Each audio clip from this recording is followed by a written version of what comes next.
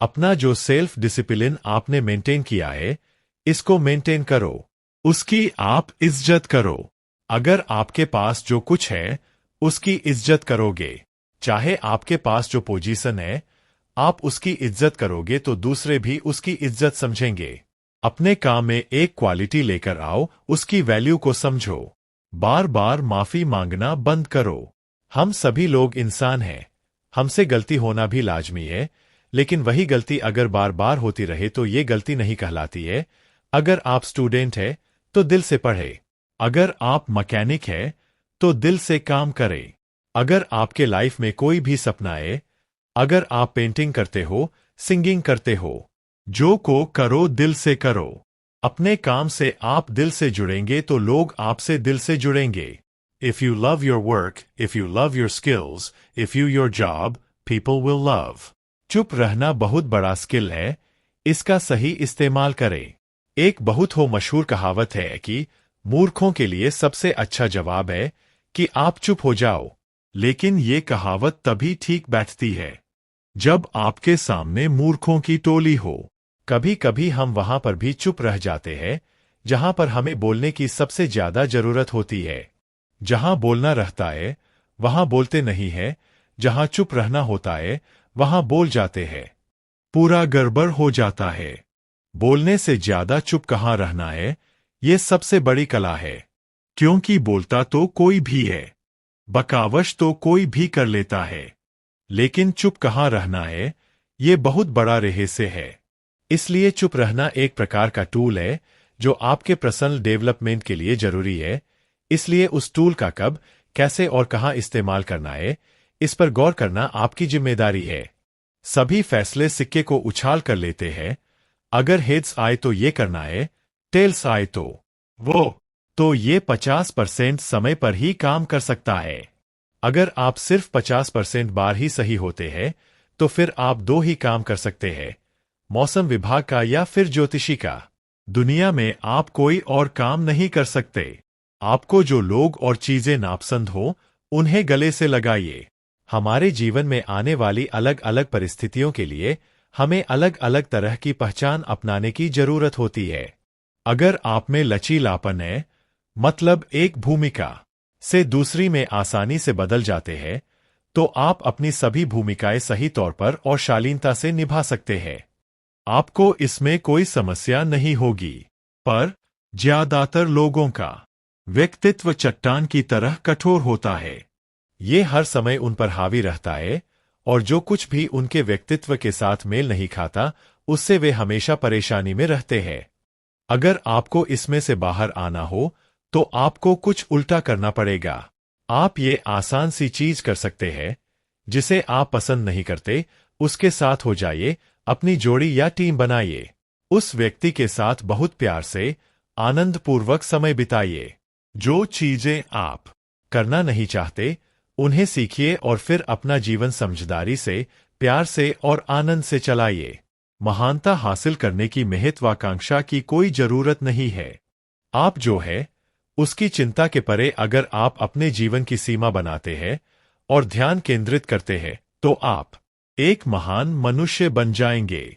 अगर आप कुछ खास लोगों को देखें तो उनको महानता इसलिए नहीं मिली क्योंकि वे महान बनने की कोशिश कर रहे थे, बल्कि इसलिए मिली कि जीवन के बारे में उनका नजरिया मेरा क्या से बहुत परे था। अगर आप अपने दिमाग में से बस ये हिसाब किताब निकाल दें, मेरा क्या, और अपनी सबसे अच्छी काबिलियत के हिसाब से काम करें, तो वैसे भी आप महान ही होंगे, क्योंकि आप स्वाभाविक रूप से यही सोच रहे होंगे, मैं अपने आसपास के जीवन के लिए क्या कर सकता हूं। तो स्वाभाविक रूप से आप अपनी काबिलियत बढ़ाएंगे, क्योंकि करने के लिए बहुत कुछ है। मेंटली स्ट्रांग, पावरफुल थॉट और सक्सेस की सीढ़ियां आपको तब मिलती है जब आपका इंस्टीट्यूट ऐसा बन जाता है कि आपके टक्कर का इस दुनिया में कोई नहीं। आप किसी को प्रूफ करना छोड़ देते हैं। आप किसी को बताना जताना छोड़ देते हैं कि आप भी कुछ है, बल्कि आप वो चीजें करनी छोड़ देते हैं जिससे दुनिया की नजर में आपका चेहरा ऑटोमेटिकली ला देगी। लोग आपको खुद सर्च करना शुरू कर देंगे कि हाँ, बंद आ गया है, जिससे टक्कर लेना सबके बस की बात नहीं। एटीट्यूड। शेर अपने एटीट्यूड के वजह से ही जंगल पर राज करता है। बज अपने एटीट्यूड की वजह से ही सबसे ऊपर उड़ना जानता है। क्योंकि दोनों जानते हैं कि अगर हम एवरेज के साथ रहेंगे तो एवरेज बनकर ही रह जाएंगे। तो अपने एटीट्यूड में सबसे पहले पहले शामिल करो ग्रेटनेस। संसार में सफल होने के लिए मूल रूप से जो आपको चाहिए वो है मन और शरीर का कौशल। अगर आप मन पर काबू पाना चाहते हैं तो जो सबसे ज्यादा महत्वपूर्ण गुण होने चाहिए उनमें से एक है संभाव। ये आपको मन के अलग अलग आयामों तक की पहुंच देता है। अगर संभाव नहीं है तो अपने मन का उपयोग करने की आपकी काबिलियत बहुत ही कम हो जाती है। एक और भी महत्वपूर्ण गुण है उल्लास, जो ऊर्जाओं के स्तर पर जरूरी है, शारीरिक और भीतरी दोनों ही स्तरों पर। जब आपकी ऊर्जाएं उल्लासमय होती है तभी आप जीवन की रोजाना की बाधाओं को पार करके सफलता की ओर बढ़ सकते हैं। अगर संभाव और उल्लासमयता आपके मन और शरीर में आ जाए तो आपको सफलता और ज्यादा आसानी से मिलेगी। अपनी अंतर्दृष्टि बड़ी करें। अंतर्दृष्टि का मतलब यह है कि आप अपने आसपास के जीवन पर इस तरह ध्यान देते हैं कि आप चीजों को वैसा देख पाते हैं जैसा ज्यादातर लोग नहीं देख सकते। अगर अंतर्दृष्टि नहीं है तो किसी चीज के पीछे पड़ने और मेहनत करने का कोई फायदा नहीं होगा। बिल्कुल साधारण चीज को तभी एक असाधारण गतिविधि में बदला जा सकता है जब उस चीज में आपकी गहरी अंतर्दृष्टि हो। एक और महत्वपूर्ण आयाम है कि आप लगातार प्रेरित होते रहें। आप जो कुछ भी कर रहे हैं वो क्यों कर रहे हैं उसके कारण पता करें और दूसरे ज्यादा बड़े आयाम को देखें। यानी आप अपने जीवन में हर छोटी बड़ी चीज करके जो योगदान करते हैं वो मनुष्य का किया हुआ हर काम संसार के किसी न किसी आयाम के लिए एक योगदान ही है। आप जो कुछ भी कर रहे हैं उससे किसी को तो फायदा होना चाहिए। अपने योगदान के बारे में जागरूक होने से आपको प्रेरणा मिलती रहेगी। अपनी ईमानदारी का स्तर बहुत बहुत ऊंचा रखें, शुद्ध सोने के मानक जैसा। ईमानदारी, सत्यनिष्ठा, अखंडता ये वो गुण है जो बहुत ज्यादा महत्वपूर्ण है, क्योंकि जब आप संसार में काम करना चाहते हैं तो आप अपने साथ काम करने वाले लोगों में अपने लिए कितना भरोसा जगा सकते हैं, इससे तय करेगा कि आपके रोजाना के प्रयास आसान होंगे या मुश्किल।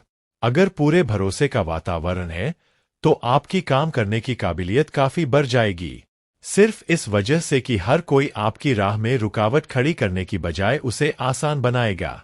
दोस्तों, हमारे लाइफ में कभी कभी ऐसे ऐसे सिचुएशन आ जाते हैं जिन्हें इनकार करना या उसे छोड़ना हमारे बस की बात नहीं लगती है। हमें उसी के अकॉर्डिंग चलना पड़ता है। इसलिए हमें हर सक्सेस को अचीव करने की क्षमता खुद में रखनी चाहिए। क्या पता कब हमें अपनी लाइफ चेंज करने का मौका मिल जाए। कुछ इसी तरह की सिचुएशंस निवा को भी अपने लाइफ में फेस करने पड़े। दोस्तों, निवा एक बहुत ही जुनून जज्बे वाली लड़की थी। तो आइए जानते हैं निवा की कहानी को। एक बहुत ही प्रतिभावान लड़की की कहानी है जिसका नाम है निवा। निवा एक ऐसी लड़की थी जिसने अपनी जिंदगी में सिर्फ और सिर्फ जीतना ही सीखा, जिसके सपने भी हमेशा से बड़े थे और हमेशा की तरह वह अपने सपनों को पूरा करने का दम भी रखती थी। उसकी अपनी जिंदगी में हमेशा ही सब कुछ अच्छा रहा। अपने स्कूल से लेकर कॉलेज में हमेशा प्रथम आने तक, अपने स्कूल और कॉलेज के समय में हमेशा दूसरे सहपाठियों के लिए एक आदर्श बनने तक का सफर हमेशा बहुत ही शानदार रहा। इस तरह अपने परिवार, अपने दोस्तों के साथ उसकी जिंदगी बहुत ही अच्छे से चल रही थी। निवा अपने सपने एक एक करके पूरे करती जा रही थी, लेकिन फिर उसकी जिंदगी में एक ऐसा मुकाम आया जो सामान्य रूप से हर लड़की के जीवन में आता है। घरवालों ने उसकी शादी करा दी। बहुत ही धूमधाम से शादी हुई और निवा ने अपने नए शादीशुदा जीवन में कदम रखा, इस उम्मीद के साथ कि उसके जो सपने शादी से पहले अधूरे रह गए थे वो अब पूरे होंगे। वह अपने जीवन साथी के साथ मिलकर अपने जीवन में और आगे बढ़ती चली जाएगी और जैसा जीवन वह चाहती थी अब वो और उसका जीवन साथी साथ में मिलकर हासिल करेंगे। लेकिन किस्मत को कुछ और ही मंजूर था।